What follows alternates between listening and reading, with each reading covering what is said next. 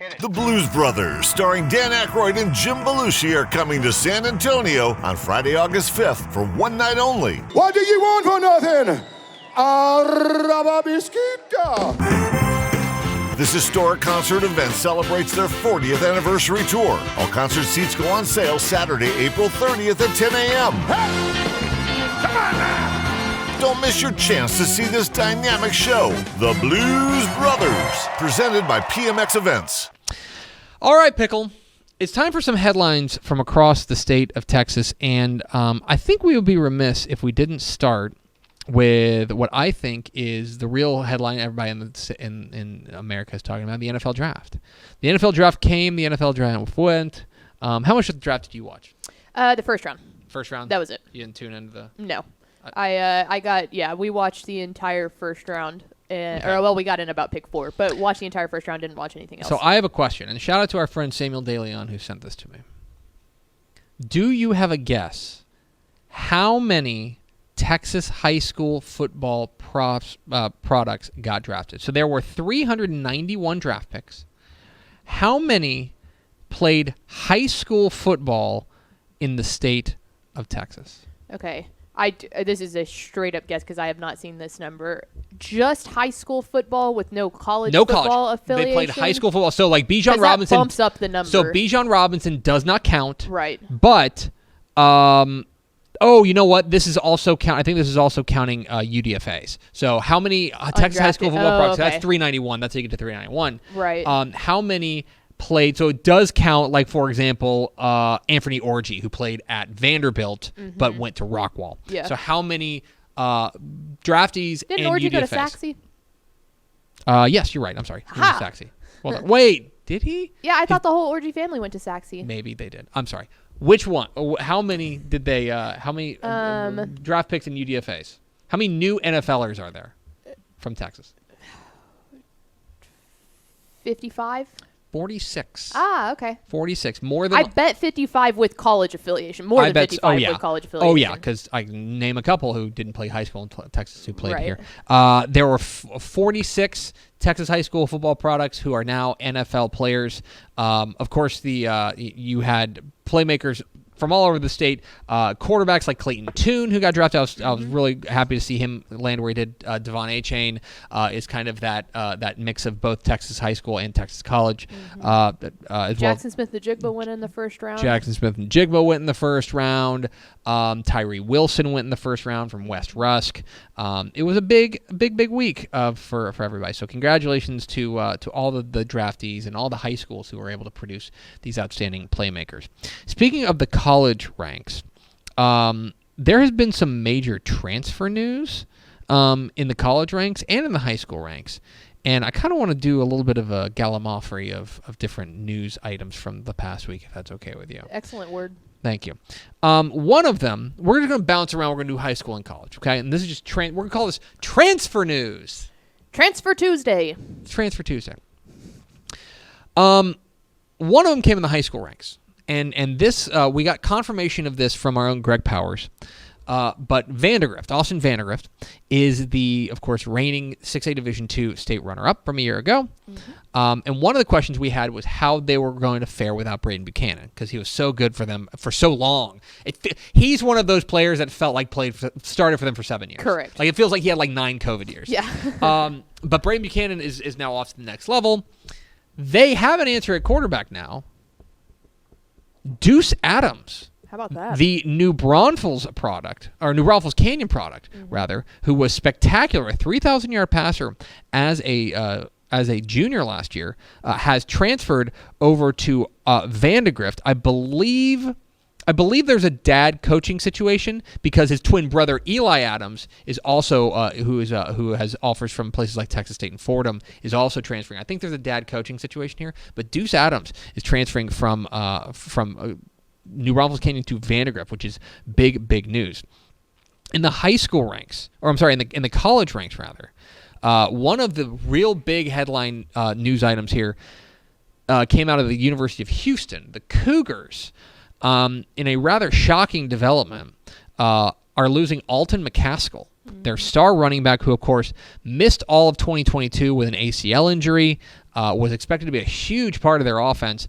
And last week, he announced he was entering the transfer portal. There are reports out there from Bruce Feldman that are saying that Colorado is very heavily involved in his portal recruitment.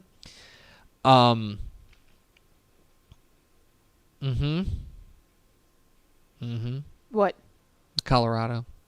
Involved in the Alton McCaskill thing. Oh, yes. I'm not here to accuse anybody of anything. Oh, yeah.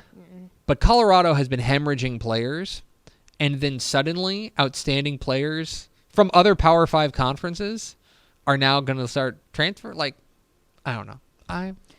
There's a lot of questionable things happening up there right now. I would like one of the issues we have with the transfer portal is that we just like there's a rule against tampering, but there's almost no enforcement mechanism. Now I don't know what the situation is.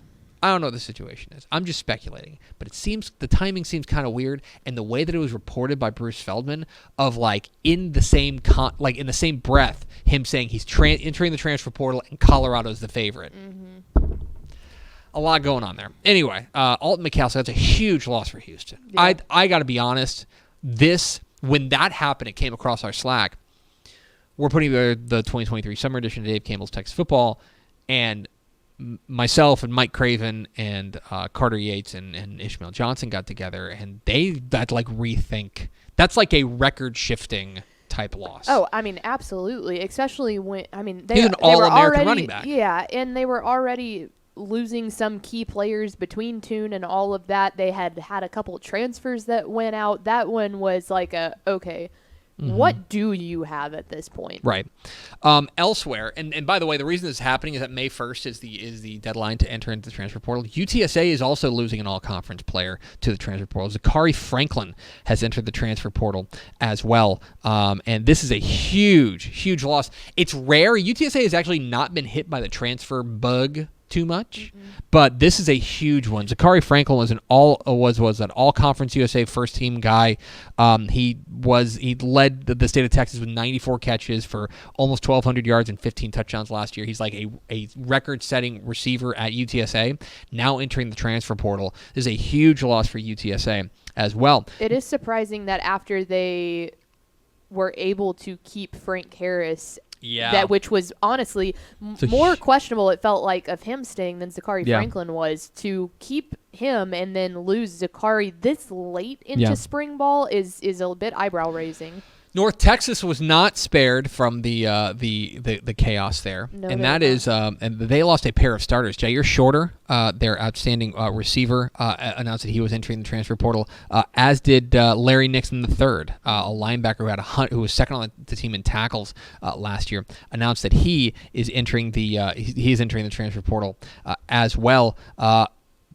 Then there was also, kind of shifting across the Metroplex, another guy who had already entered the transfer portal from North Texas, Cameron Robertson, who was an all freshman, all CUSA freshman defensive end, is transferring to SMU, moving from North Texas to SMU. So who will now be in the same conference. A reminder. Absolutely. Things are starting to settle down now because the transfer portal window has closed, but there's still a lot of teams that are still in the transfer portal, or a lot of players. So there's still I don't want to say recruiting to be done, but fundamentally that is the case. There's still recruiting to be done. A couple of other high school notes I want to make sure I get to before I get to finish with one college note.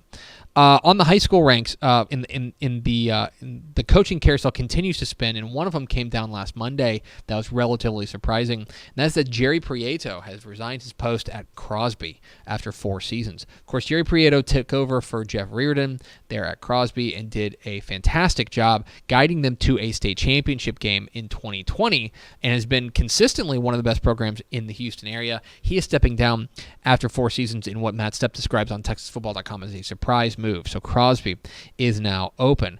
Hidalgo has found their new head coach, and I think it's a pretty good one. San Benito co-offensive coordinator Steve Mariquin is moving across the valley to go take over at at Hidalgo. That's a great hire. Monty Stumbaugh, of course, resigned after 6 seasons. They bring in Mariquin, who does have head coaching experience. He was PSJA's coach for 4 seasons. But he's been on Dan Gomez's staff at San Benito, kind of authoring one of the best offenses in the state of Texas, or rather in the Rio Grande Valley at least, the past couple of years. And so he's going to get an opportunity to be a head coach there at Hidalgo. Fort Worth Polytechnic has made a hire, and it's a pretty splashy name. C.J. Wilson, not the former Rangers left-hander, but, in fact, the former Dallas Cowboy. C.J. Wilson, former defensive back. He's a Terrell guy. He has spent the last 3 years in the private school ranks, going 19-12, and now he is going to become the next head coach at Fort Worth Polytechnic. This is a poly program that is in need of a jolt. They need a jolt. They have only had 5 playoff appearances in the school history. First one was back in 1954, so it's not like they're very new. But they did go 6-5 in 2000. They haven't posted a winning season since 2009. They're hoping that C.J. Wilson, the former defensive back from the Dallas Cowboys, is the answer there. And finally, I want to draw your attention to a piece on TexasFootball.com from our own Corey Hogue, our non-FBS insider, who writes a story trying to connect some dots about what's going on with Sam Houston, their decision to transition to FBS and join Conference USA, and will there be a ripple effect? That was a big deal, of course, when it happened that Sam Houston left early, left what is now known as the UAC, the United Athletic Conference, which was basically the ASUN and the WAC. Yes, correct. And they combined. Right. And so now the UAC is worried about losing some players, right? Tarleton, I know, is interested in moving to the FBS ranks.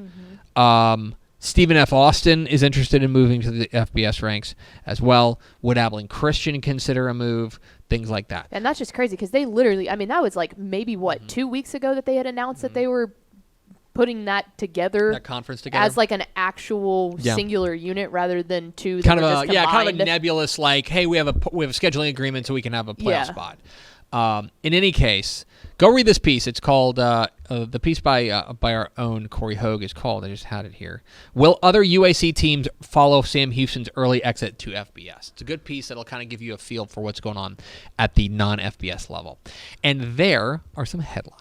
Hey, thanks for watching this clip here on YouTube. If you like this kind of stuff and you want more of it, make sure you subscribe to our YouTube channel. And remember, you can watch us live every weekday at noon at TexasFootball.com, Facebook, Twitch, or here on YouTube.